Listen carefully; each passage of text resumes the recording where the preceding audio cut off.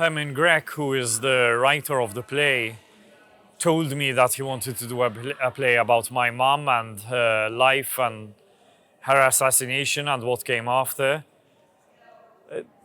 I liked the idea straight away because the art scene in Malta is heavily controlled by government.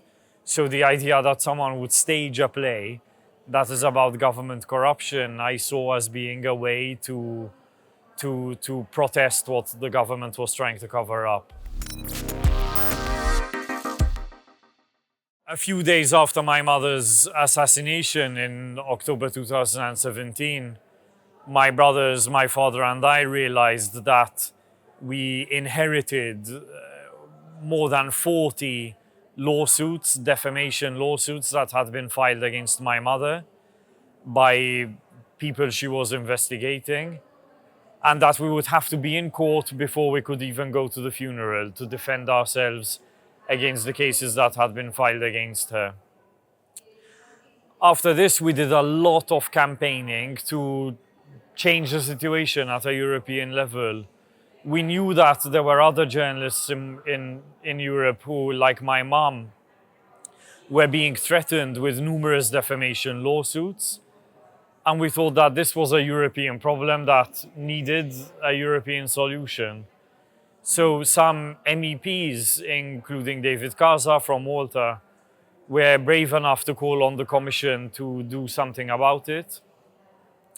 And Vera Jourova, who was the commissioner at the time, responsible at the time, promised to my mother's mother that she would make it her mission to create what she called anti-SLAPP legislation, or legislation to protect journalists and activists from abusive defamation lawsuits.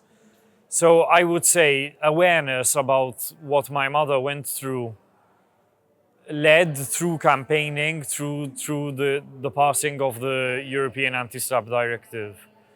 It's one of the things that, as campaigners for justice, and that includes me, my family, NGOs, politicians, it's something we can be really, really proud of.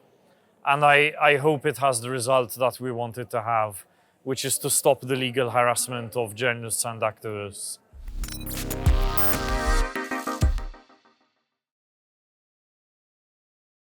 My mother was Malta's best-known journalist and most widely read journalist. Her website would get sometimes hundreds of thousands of readers a day, which is a huge number for Malta, a population with under 500,000 people.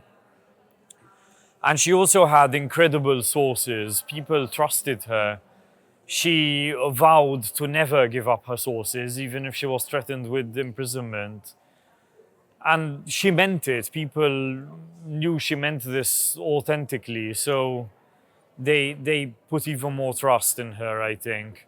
As a result of having so much access to sources and having so much trust, she was able to publish one investigation after another, competing with all of the country's media just as a single woman, working alone, just her and her sources. When she was taken away from us, that obviously left an enormous gaping hole where my mother was. And I don't think we've been able to catch up to where we were before. So definitely Malta is in a worse position than it was in 10 years ago.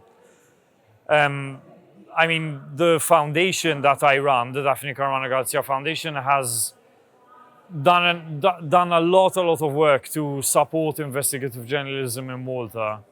But we will never come close to replacing my mother. That's not something that we can hope to do. She was truly unique, and that kind of person that comes along once every 5 generations, I don't know, something like that, but a really, truly, uniquely powerful person.